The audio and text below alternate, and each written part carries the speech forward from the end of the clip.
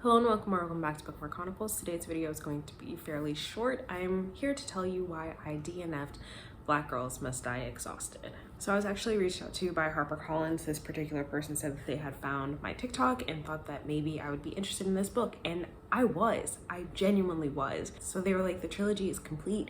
If you don't have the first two books, I can send you those as well. And I was like, absolutely, thank you so much.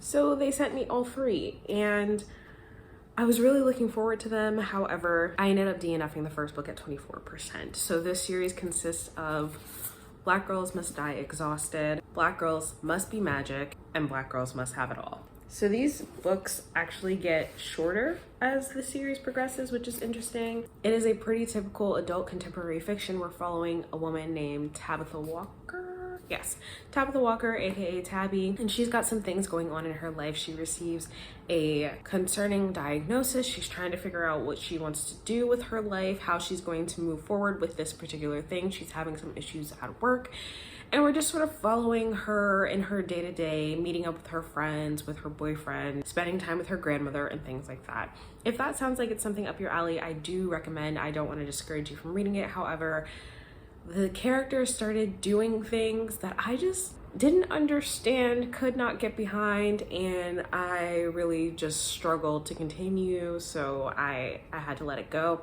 I am going to send these books to Robin though, and hopefully she gets more out of them than I did. There's really not much more that I can say at this point, so if you have not yet read Black Girls Must Die Exhausted but would like to, this is your official spoiler warning.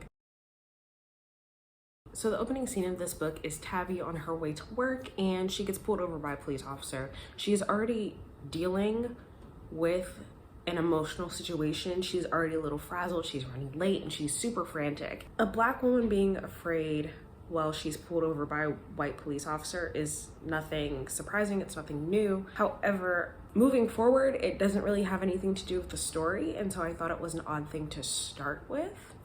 Perhaps it comes back in later on at some point, but at least in the first 24%, it didn't really seem to fit in with anything else. So the diagnosis that Tabby got is that she has an issue with her ovaries where she needs to decide within the next 6 months if she's either going to get pregnant or freeze her eggs. She is eager to become a mother. She's always wanted to be a mother. She's been dating this guy for I think only a year.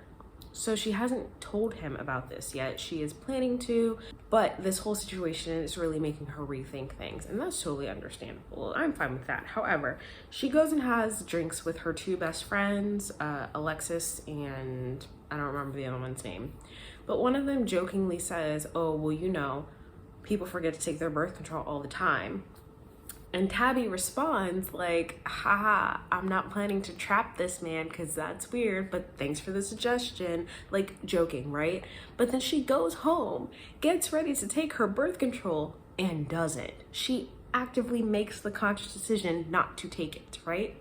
So then a few days later, she's with her boyfriend. She ends up talking to him about it, and he's like, I would love to have kids one day, but not right now. It's just not the right time. And again, they have only been together for a year. That's not a very long time. So later that night, they are starting to get intimate. She has the conscious thought, I forgot to take my pill a couple times this week. I should stop this before it goes too far. And then she doesn't. And it's like, you are a grown adult, and the fact that you are having conscious thoughts about your actions and then choosing to do the thing that you know you shouldn't do, I can't get behind that. It's also just not fair to do that to this guy after you talked to him about it and he was like, not right now. He even says, you can freeze your eggs, right? And she doesn't really like that. But if y'all want different things, then y'all don't need to be together. So I pushed past that. I was like, all right, whatever. It's not a big deal. We'll see what happens. I do know that in the beginning of the second book, at least, she is pregnant or has had the baby. By the end of this book, she does end up pregnant. I don't know if it happens right then and there or what, but I don't really care. But the point where I actually decided to DNF, she's having drinks with her friends again, and one of them is like, yeah, so I went to this conference a little while ago and I had a one-night stand with this guy who's on ESPN, and then I found out he's married, but we're still fucking. Why? You know this man is married. And if y'all had a one-night stand, he wasn't wearing his ring, that is not your fault. But then you had the thought to ask him if he was married, and he said yes, and he's still with his wife. And you continue to sleep with him while he's Why?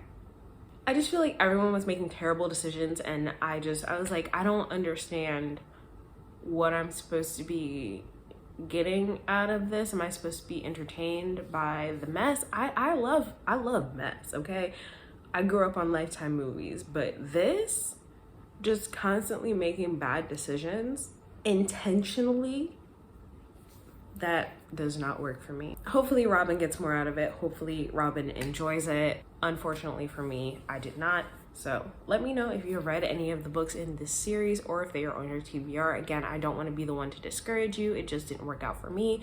But I tend to have unpopular opinions, so take that with a grain of salt. Otherwise, that's all I have for you today, and I'll see you in the next video.